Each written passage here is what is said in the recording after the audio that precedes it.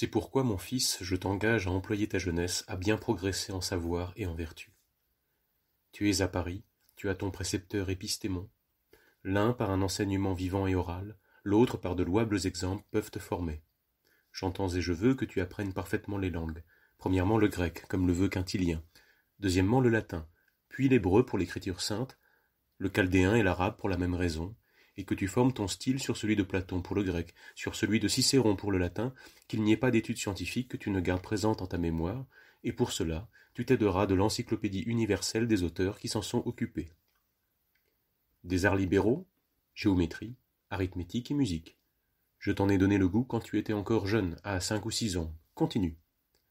De l'astronomie, apprends toutes les règles, mais laisse-moi l'astrologie et l'art de Lullius, comme autant d'abus et de futilité. Du droit civil, je veux que tu saches par cœur les beaux textes, et que tu me les mettes en parallèle avec la philosophie.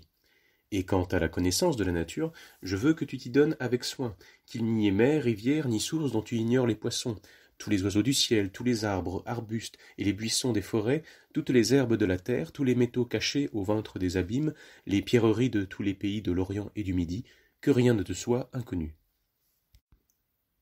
Puis relis soigneusement les livres des médecins grecs, arabes et latins, sans mépriser les talmudistes et les kabbalistes, et par de fréquentes dissections, acquiert une connaissance parfaite de l'autre monde qu'est l'homme, et quelques heures par jour commence à lire l'Écriture sainte, d'abord le Nouveau Testament et les épîtres des apôtres, écrits en grec, puis l'Ancien Testament, écrit en hébreu.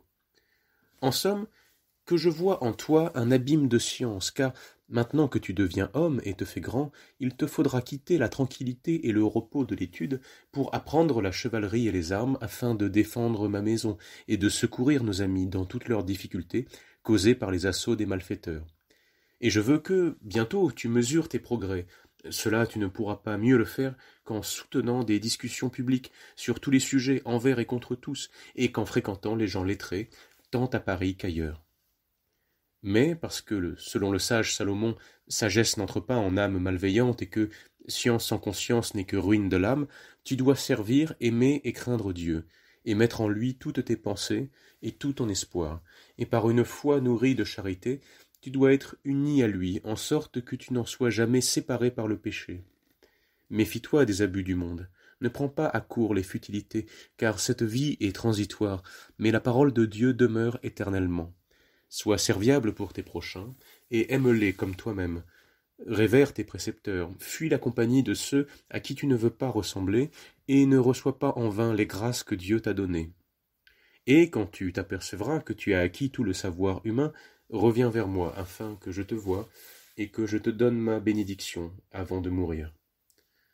Mon fils, que la paix et la grâce de notre Seigneur soient avec toi. Amen. D'Utopie, ce 17 mars. Ton père, Gargantua.